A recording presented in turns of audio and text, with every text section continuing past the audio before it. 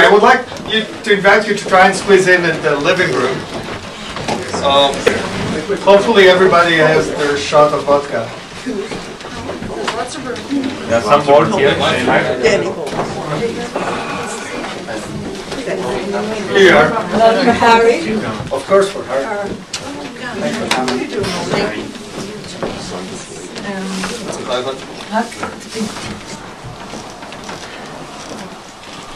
So again, I want to thank you all for coming tonight to share with us the memory of my father.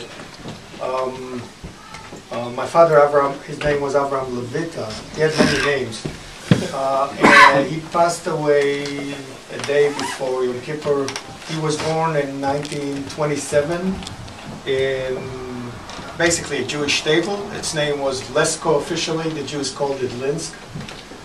It was an interesting city because, or small town, because one is the majority of the inhabitants were Jews. Actually, I just learned recently that in many times, and people don't know it, actually the mayor was Jewish, and actually even the governor, the regional governor, every now and then was Jewish. Lesko was hosted by, Jews lived in Lesko from the 16th century. And anyway, so my father was born there to an Orthodox religious family. His father was called Naphtali. That's what I'm called, Naphtali. He had one big sister and a big brother and a small sister. His childhood looked regular like everybody else's. They were very poor. He went to the cheder at the age of 3. He was used to be hungry and he was used to walk in the mud, but he thought that this was good and that's the way everybody lives. In 1939, when the Germans attacked Poland, his shtetl Lesko was taken over by the Germans for only 2 weeks, and then with the splitting of Germany of Poland between Germany and Russia, actually the Russians took over again. He witnessed or knew of some of the atrocities that the Germans did even in those 2 weeks. In 1940, his biggest sister suffered from pneumonia. My father sneaked to her room and then prayed all night and made a deal with God that he will do everything that God wants if he saves her. And she died the next day. And for him it was the end of his relationship with God. Or at least it was the beginning of a very tortured relationship with God. And one of the things that I actually think that it saved his life, because he stopped keeping religious tradition, he cut his pious, he sort of started distancing himself from the family, although he was 13 years old. And then when Barbarossa operation started, when the Germans attacked Russia, and it was clear that they were coming into his system, he basically told his father that he was running away, he wasn't staying. I will say the disclaimer that everything that I say, there are multiple versions to every one of these things. So I think it's an important thing to know. And in any case, he managed to escape, and basically he was the only one to survive of his family. And all of his family was killed by the Germans in World War II. Just to say one more thing about the complex relationship of my father with organized Judaism and synagogues, was that in contrast to what we all usually think or know, Jews were actually running away. And Jews were, in some ways, putting their very simple resistance at that time. But the ones who escaped were usually the ones who were less organized in the community, and the ones who actually had no reason to stay or were very rich and could move out.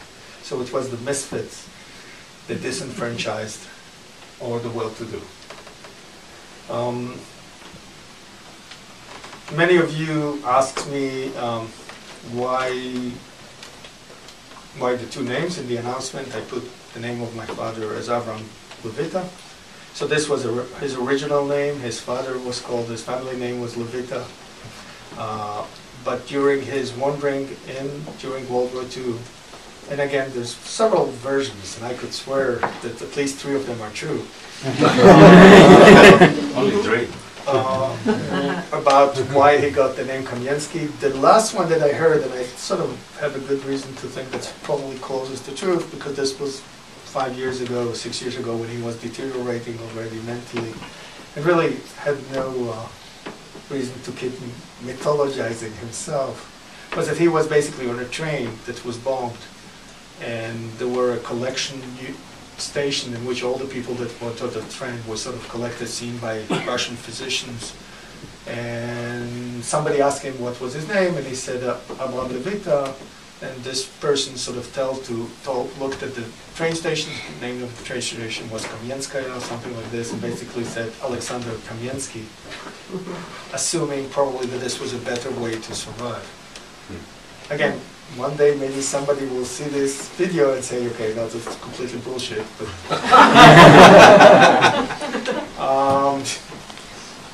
we know that he was in Sasha many years, in Sasha Kamienski, and only when he was really getting old, I think at the age of 70, he changed his name back to Lewita. We actually asked him whether he wanted us to add the name, and he didn't. He wanted the name Kamienski to sort of, or Kamienski to be kept forward. So when we thought about what to do, again, I'm always, as many of you know, I say what I think usually, is I can admit that I had a sort of a complex relationship with my father. He wasn't at home, and I met him every now and then. And we more disagreed than agreed, although I think we have a very strong shared element, which is disrespect to authority, belief in speaking truth to power, and a strong identification with the underdog, the oppressed. Even when you know that the oppressed is not perfect, that they can lie and steal and do things, but you also know that sometimes they just don't have a choice. So when we thought, and my father said he didn't want to have any religious ceremonies around his death, we sort of, among ourselves, we felt that the best thing that we could do was have friends meet, have me speak, which is, I'll speak anywhere, and show we have a small sort of presentation from the few pictures we have of him. We had a deep thought about whether we should do something Jewish or religious, and I came to the conclusion, and my sister and my mother and also Iris and others felt that we should, because he was only a single individual in the chain. So he was a son of a very deeply religious person who was killed for being Jewish, not for anything else. And he was a grandson of somebody who was deeply religious. And if he would have died before them, they would probably have prayed for him regardless what he was said. So we always felt that in the sake of continuity, for the sake of sort of putting our stake in the world, we would also say some religious things, and Rabbi Art Donsky agreed to do it in our secular household. There's some people that came in, if you could pass them some shots. So almost everything that I said so far, in terms of what we decided to do, is things that my father would not approve of. Do we need more? When I have the 2 half-siblings in Sweden, we told them, the funeral went by his will, but now we decide what we're going to do, and we're going to have some content, some religious content. And I said, we're going to actually celebrate it in the way that would really annoy him, which is with a bunch of American intellectuals. So this will really teach you a lesson. But then in order for one is, that's not true, because actually you look at the room, it's amazing. That's actually what I really believe in, which is, diversity.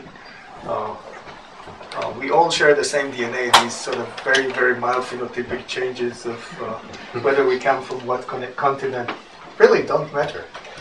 And I think that's actually, I think you would like it.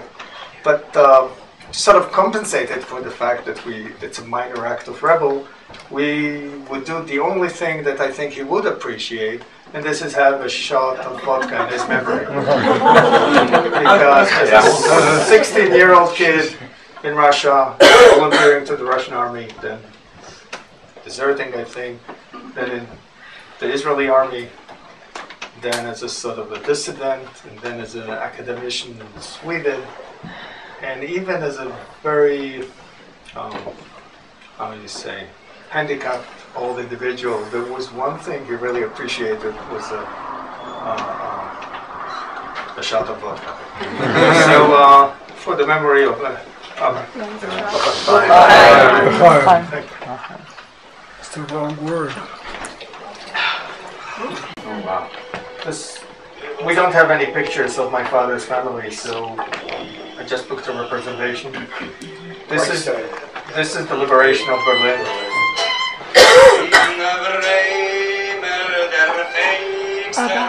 That's my father, my mother, and my sister in Haifa.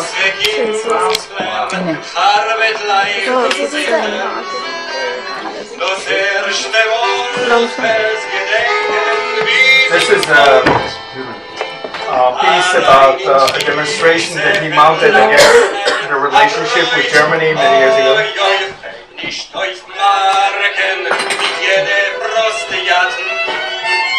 My father was in the Russian artillery. Most of the things they did was... That's just a picture I like. This is the synagogue in Linsk. Before the restoration, you could see the Seleta Dibor. This is my father's daughter. Drew him based on the picture that we actually lost, that we have from World War II.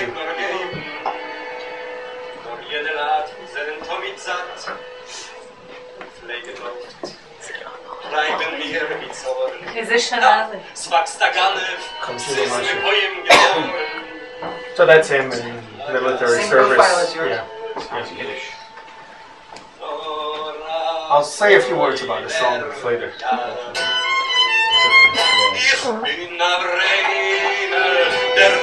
That's the demonstration that my father was doing, the report during.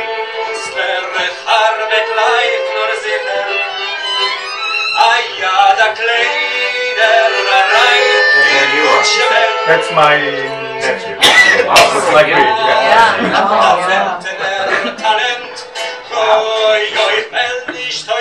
So the cigarette is very typical. The smell I remember of my father is alcohol and cigarettes.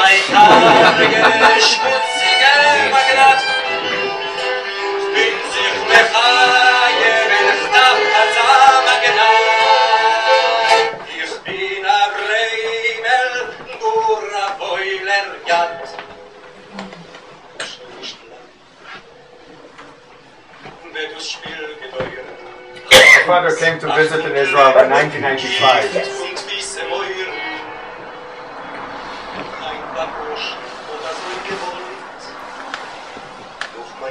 That's his daughter.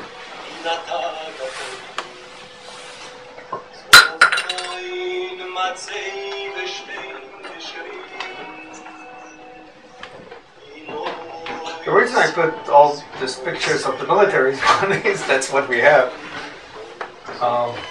This is Tamar, which was always tortured by Naomi. Still. And this is probably the best good-looking nurse in Israel that came to my breast. This is my father's family tree, and as you see, all of them were killed, basically in Auschwitz. And these three people, they're called the three Avrahams. They're basically three cousins. They're called after one grandfather. In the 80s, my father tried to restore the synagogue in his city. And it has been partially restored. It's a huge synagogue that was built in the 18th century. This person, Bonash, saved Jews during World War II and hid them.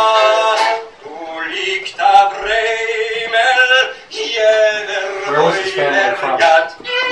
Lesko. That's sort of Galicia. Now, the person on the left is also one of the sole survivors from a village near his city. His name is Melech. That's him now.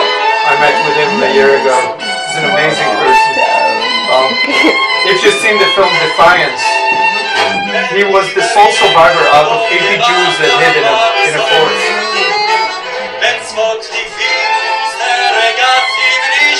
And again, that's a picture of him. My father was addicted to chess, and actually the way we knew he was going wrong.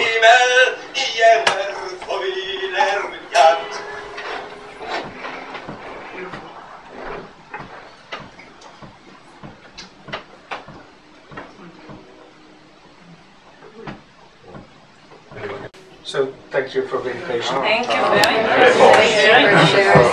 Now tell her you're going to say something about the song. Yeah, so Mordechai Gebirtig, or the Jewish word Woody Guthrie is probably more. He was a carpenter. His name was Gebirtig, but he said Gebirtig sounds like a carpenter, but if I add the ge, it's like a det, like a count or something, so I feel more important. So he called himself Gebirtig. He was really, many of the Yiddish songs we know, he wrote them. So France, the city is burning, right, was written by him. The Jewish Partisan was written by him, and many others. He was, the main reason that most people don't know about him is because he was a Bundist, socialist. He was a German folk singer called Manfred. Devoted his career to revive Jewish songs. So most of the CDs that you can get of Mordechai Gebirtig are actually that Manfred Lem either produced or sang himself. I definitely recommend buying Mordechai Gebirtig CDs. And one of the main reasons that I recommend it is because I just bought the last 6 CDs available on the market. So you may make me rich if you would. When I heard this song, again, I didn't live with my father, and I had to, I'm very unbelievable because it's called, I Am Avraham the Pickpocket. So it's a story of a kid who steals for a living. And he says, I always steal from a rich and never steal from the poor. And the reason is because when I was little and I was hungry, only the poor supported me, and the rich never gave me money. The song ends as sort of, he says, I now know that I'm going to get caught, and maybe a hit will kill me. And, you know, I was always a good guy, no matter what I did. I was a good guy, and I want you to put, I have only one request, that on my gravestone, you will write, here lies Avraham, Avraham, the thief, who would have been, if he had a mother that took care of him, if his mother would have died when he was a child, if his father wasn't poor, if he wouldn't have needed to live on the street, he would have been a thief. He would have been, a very good person. And even though everything that's happened to him, he's still a very good person. And it has this combination, which I really like about Yiddish literature, of both deep sentimentality, but actually a very cruel understanding of the facts of life. And what was interesting is I sort of told my father when I met him, did you hear about this song? And he said, yeah, it's about me.